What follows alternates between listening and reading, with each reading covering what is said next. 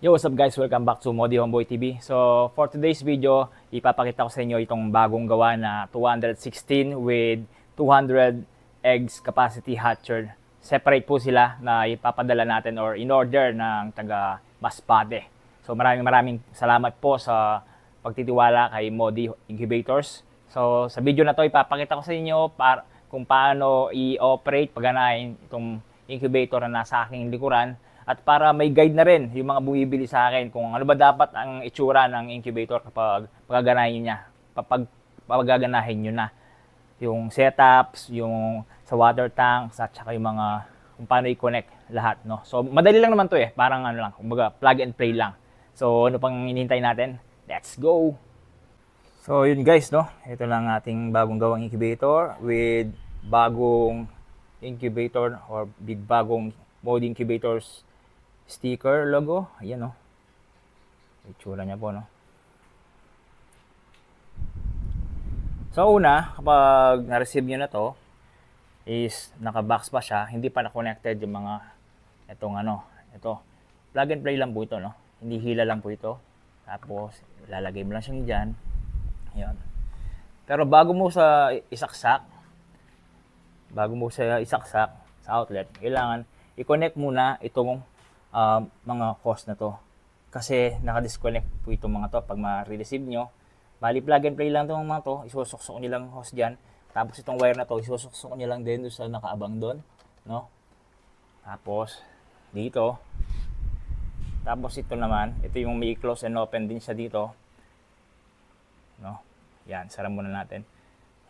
Ito naman yung water tank. So dito na lang kayo magre-refill ng tubig. Tapos yung tubig, papasok na dito sa kanyang inner tank para sa kanyang humidifier, no? So, same with the hatcher, ganun din po ang kanyang itsura, no? Kukonek nyo lang itong cord na to, tapos assemble yung ating mga water tank. Yun po, no? Ito yung ating hatcher. So, pag na-assemble nyo na yon, napakadali lang pong gamitin ito, mga sir, mga ma'am. Saka nyo po i-connect or isalpak na po yung ating cord sa ating outlet. Dalawa. Tapos dito, meron tayong main switch, no? On. Meron tayong indicator na meron tayong power. Pagkasaksak mo, may power sa outlet natin. Ito naman yung indicator na to, heater, kapag naka-on yung ating heater, no? Importante ito mga to kapag nag-troubleshooting. Ganun kaya naglalagay pa rin ako ng mga ganitong indicator, no? Kumbaga standard yan. Tapos ito namang automatic at saka manual. Para sa turning naman to, manual at saka automatic, tsaka left and right turn naman kapag yung manual turn natin yan. So, ganun, no? Ang gagawin natin, turn on natin yung main.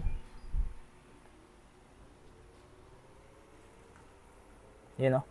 Ang gamit natin is Lilitech ZL7850A, no?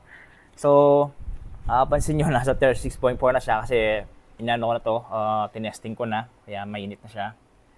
Basta pagka-on nyo, kung maglalagay na kayo ng mga egg, make sure na naka-on na siya for 5 hours. 3 to 5 hours, okay na yon, no? Tapos, itong mga switches na to is para lang naman to sa ano, manual. Kuwari, naka-inline siya ganyan, di ba? Pwede mong makontrol yan.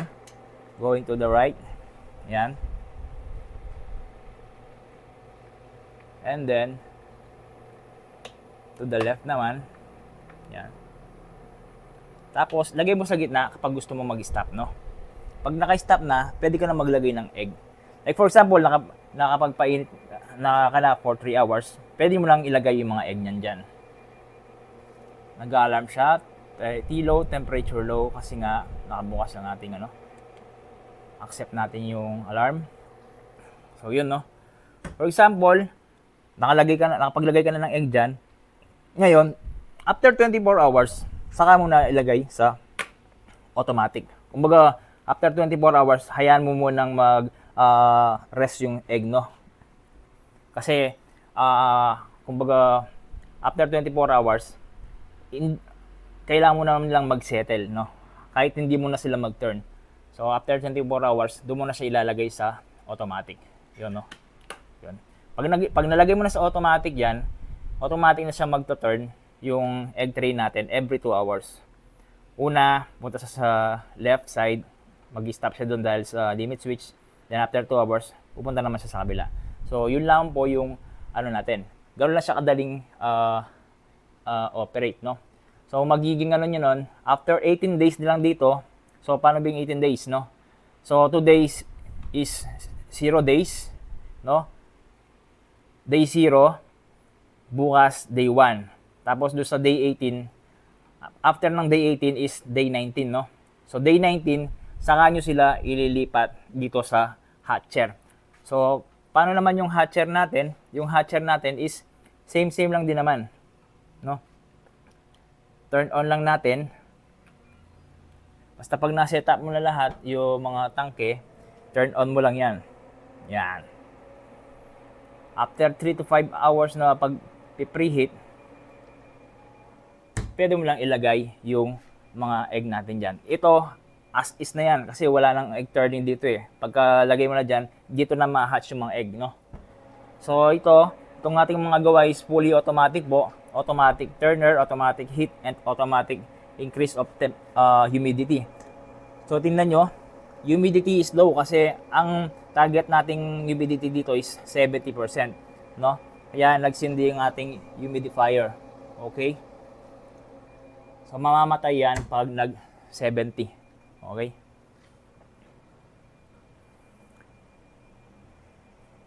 Yun, no? So, para mawala yung ingay, accept natin. So, ganoon lang po kadali i-operate itong ating mga egg incubators. Itong 216, isa to sa mga best seller, lalo na sa mga nagpapa-hatchery, may maliit na hatchery. No? Tingnan nyo ng pagkakagawa, boss.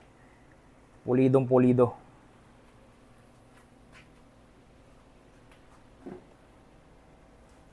So yun, no. Namatay na yung ating humidifier. Yung bumaba ulit, oh. So ganun po. Kung meron po kayong katanungan at gusto nyo pong mag-order, mag-PM lang po kayo or mag-comment lang po kayo sa video na to. Or mag-PM po kayo sa ating FB page, Modi Incubators. At meron din tayong YouTube channel, Modi Homeboy TV. At kung gusto niyo po akong bisitahin, taga Mabalacat, Pampanga lang po ako, dito po sa Dau. Ito po, no? Yan.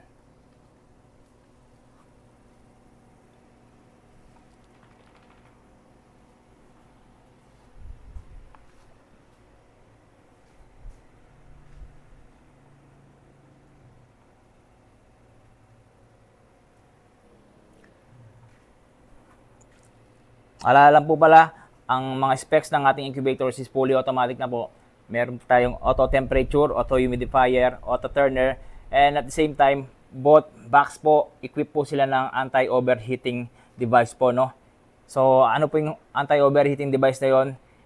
Kung sakali man pong pumalya yung relay ng ating thermostat, meron pang secondary system para patayin yung heater. At pag mainit yung panahon, na minsan kahit patayin na yung heater, mainit pa rin yung heater kasi nga meron pa rin tong heat residue. Ngayon, pinapainit pa rin ng mga fan yung ating loob ng incubator. Ang ginagawa kong incubator na to is, pati fan po is namamatay kapag na-reach niya yung overheating range, which is yung plus ang nakaset ko is 38.3 eh. So, ibig sabihin nun, there's no chance na mag 39 degrees Celsius yung ating egg incubator. So, yun po yung special features ng mga gawa kong incubator, no? Yun po. So, yun po, dito ko natatapusin nung aking video. Kung meron po kong katanungan, mag-chat lang po kayo, mag-comment lang po kayo dyan. Maraming salamat po.